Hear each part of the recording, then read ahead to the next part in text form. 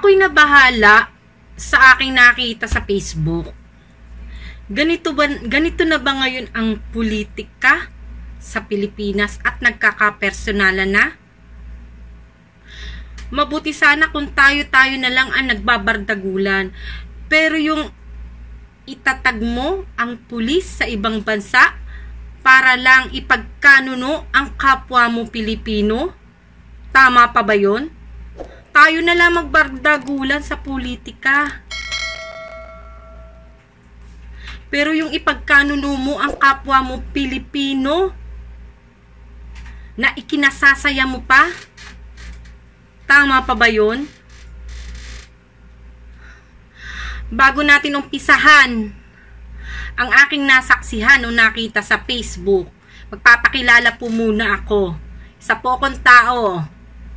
Hindi po ako puppet. Ako po si Josepa dito sa Josepa Anong Latest, na naghahatid sa inyo ng mga trending topic tungkol sa inyong mga favorite celebrity update. Pero dahil nga sa mga pangyayari at laging trending na trending, sige, ito ang first time na pag-uusapan natin ang politika dito sa aking YouTube channel. Ito nga napadaan sa aking Facebook ang isang tweet ng isa nating kapwa Pilipino na isinusumbong sa Dubai ang isa rin niyang kapwa Pilipino sa Dubai Police. Bakit ba niya sinusumbong ang kapwa niya Pilipino sa isang Dubai Police? Ano ba ang ginawa niyang kasalanan? Nagnakaw ba siya? Nakapatay ba siya ng tao? Nanloko ba siya ng milyon-milyon? Sinunog ba niya ang bahay mo para umabot ka ng pagsusumbong sa kapwa mo Pilipino sa Dubai Police? Ano kayang ginawa ng taong to at umabot ka sa ganong sitwasyon, sa ganong aksyon? Basahin nga natin. Sabi ni Bob Ong Marcos Jr., Marcos Jr. pa pangalan niya ha, pero hindi ko lang alam, hindi natin alam kung Marcos Jr. ba talaga o Bob Ong ba talaga ang pangalan niya, di ba? Alam niyo naman sa Twitter, marami diyan. I don't know. Marami diyan robot trolls, di ba? Ito, ewan kung tao ba to o hayop. Akabwisit. O eto, tinag niya ang Dubai Police HD. Sabi niya, "Hi Dubai Police HD, I wonder if you have laws against cyberbullying. Attached here are Filipinos in Dubai who are maligning the reputation of our current Vice President Leni Robredo. Hopefully action will be taken. Thank you." At eto nga, agad-agad namang nag-reply ang Dubai Police HD. At ang sabi niya, "Thank you for your contacting Dubai Police. Please send all details on this email." Oh, isend mo raw yung details ng inirereklamo mo sa link na to para mabigyan ng aksyon. Diba? Ano isisend niya na details? Sino ba nirereklamo niya? Oh, search pa natin. Kasi hindi ko pa alam eh, na ano ko eh. Eto ang sabi ng isang kakamping. So, if we really want to pursue this, we must first identify who they are. If some of our kakampings are able to identify at least one of them, identifying the other four would be much easier. I asked my husband, may nag-reply naman na isa rin sa kakamping siguro nila. I asked my husband Singapore about this video. He told me, try to identify their uniform. Kung may identity and confirmation natin, tsaka natin sulatan yung company. He suggested na don't go and report sa police or mom directly. Mas okay na yung company nila ang gumawa ng aksyon. Ay, grabe. Piruin nyo ha, dahil lang sa kampanya, dahil lang sa eleksyon, Pinagkanuno mo yung kapwa mo Pilipino na nasa ibang bansa. Ire-report mo sa company nila. Ganun ba kalala yung ginawa ng taong to? Para personal ng buhay niya ang panghihimasukan nyo, ang tatanggalin nyo sa kanya, na kung sakali mang maparusahan siya, mawalan siya ng trabaho, masaya na ba kayo? Satisfied na ba kayo? Okay na ba kayo? Na may isang taong mawawalan ng trabaho, na may isang taong hindi na makakatulong sa kanyang pamilya dahil lang sa kanyang ginawa, cyberbullying. Ano ba yung ginawa niyang cyberbullying? Lenden loser! Lenden loser! Lenden loser! Lenden loser! Lenden loser! Lenden loser!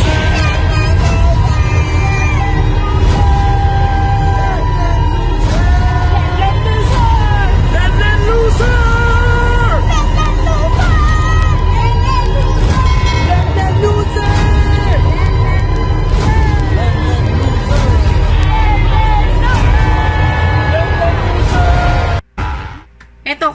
So, eto na nga, nalaman ko na nga kung ano ba yung pinaghihimutok na mga taong to na umabot sila na ipagkanuno nila ang kapwa nila Pilipino sa ibang bansa. Dahil lang sa ganyan, loser, Lenlen is a loser, Lenlen is a loser, dahil lang doon, yun lang. Yun lang yun. Lenlen is a loser. Yun lang yun. Isusumbong mo na yung kapwa mo Pilipino na OFW na isa na sa kinikilala nating bayani, makabagong bayani ng ating bansa. Dahil lang sa Lenlen is a loser. Yun lang, Lenlen is a loser. Teka lang, sino pa si Lenlen? O, kilalanin nga muna natin kung sino si Lenlen.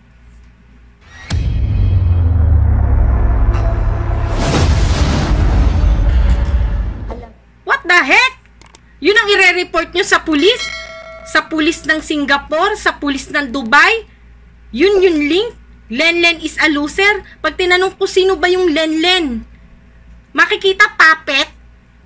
Diba? Para tayong sinumbong mo yung kapwa mo Pilipino sa ibang bansa, ibinigay mo yung ebidensya mo nung nakita ng mga pulis ng ibang bansa na eto yung Lenlen, puppet. Di ba pagtatawanan lang tayo?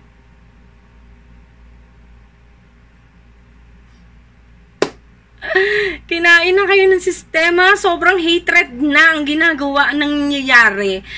Oh my gosh. Hatred na. Kakapersonalan na.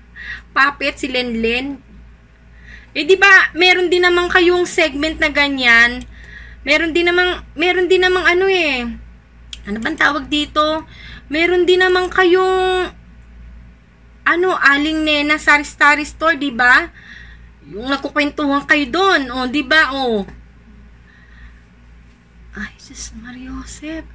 Hindi ako makapaniwala na aabot kayo na ipagkanuno nyo ang kapwa nyo Pilipino sa ibang bansa dahil lang sa Lenlen is a loser. Dahil lang doon. Yun lang. Dahil lang sa ganun, Lenlen is a loser. Na isa lang naman palang puppet. Yung ginawa nyo parang nakakahiya sa ibang bansa. Nagkakalat kayo. At proud na proud pa sila. Proud na proud pa kayo sa ginagawa nyo na tingnan nyo.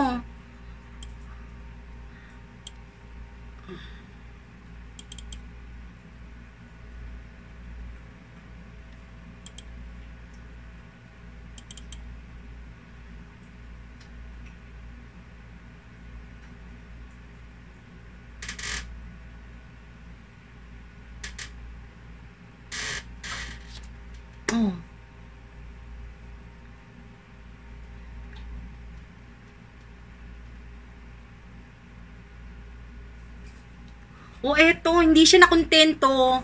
Hindi siya nakontento na nawagan pa siya ng mga kababayan natin. Mga OFW sa Singapore na nawagan pa siya. Oh, ayan ang sabi niya, oh. Any kakamping in Singapore out there, can you help please do us a favor? Sana you can log a police report against these persons for cyberbullying against our BP. Personal daw dapat mag-file ng complaint.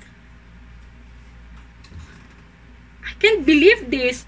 Hahanapin mo ito mga taong ito na kapwa mo Pilipino para personal ka mag-file ng complaint sa Singapore.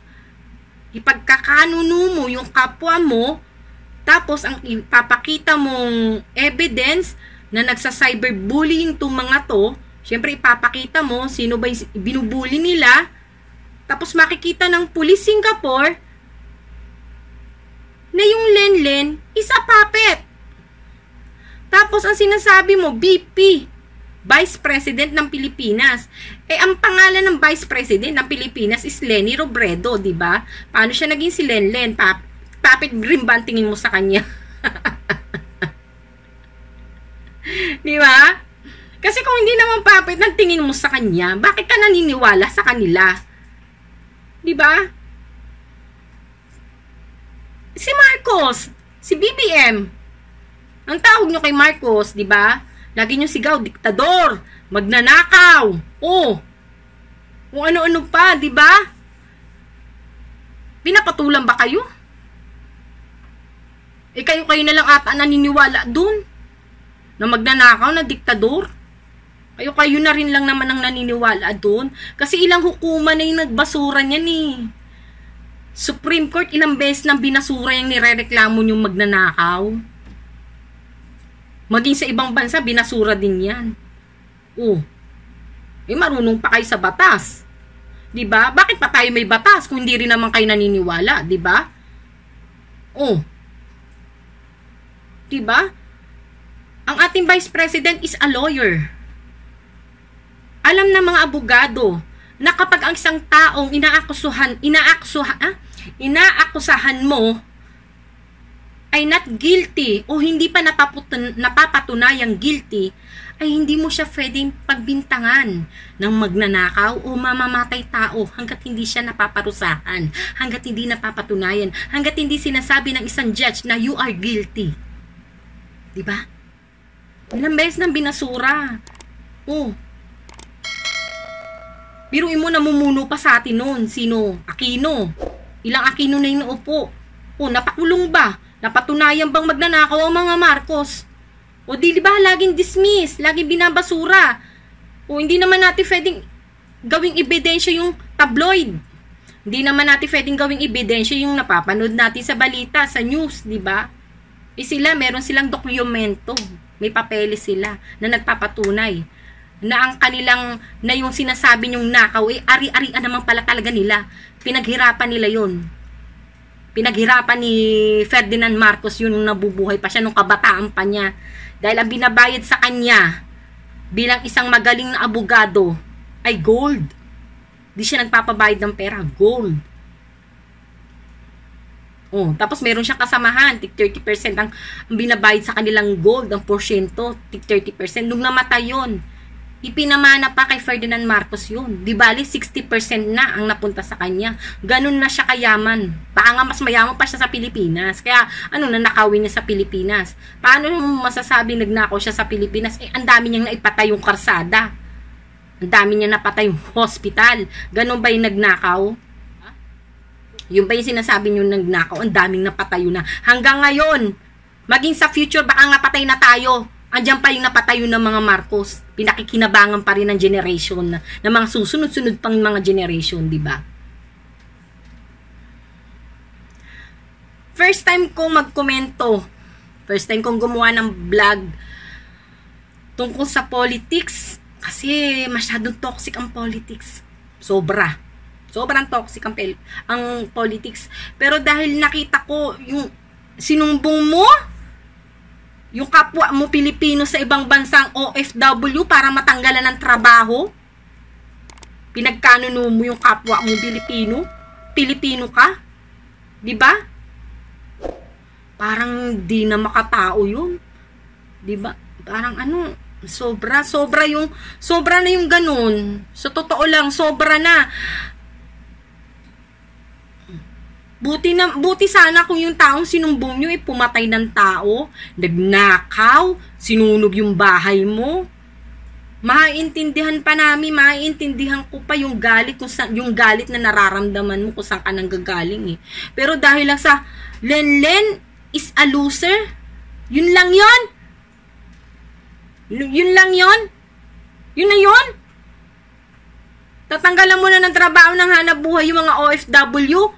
Eh alam nyo naman yung mga OFW, bagong bayani ng ating bansa yan. Ng ibang bansa yan, hindi lang naman para sa sarili nila, 'di ba? Dahil marami silang kapamilyang umaasa sa kanila.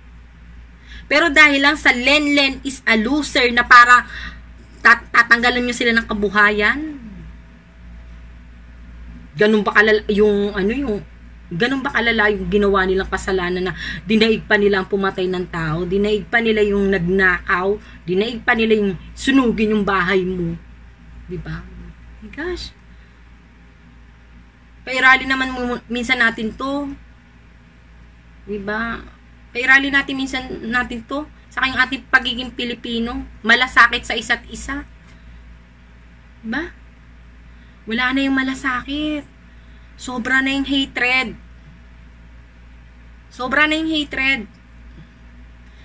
Sa sobrang hate na nararamdaman mo na, parang hindi ka na tao mag-isip. Yung ipagkanuno mo.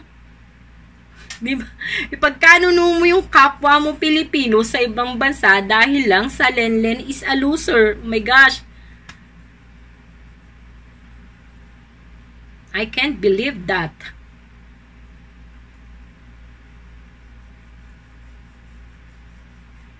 Biruin nyo, imbis na palampasin nyo na lang, huwag nyo na lang pansinin. Diba? My gosh. O, paano, mga kamarites? This is my first vlog tungkol sa politics. Masusundan pa ba?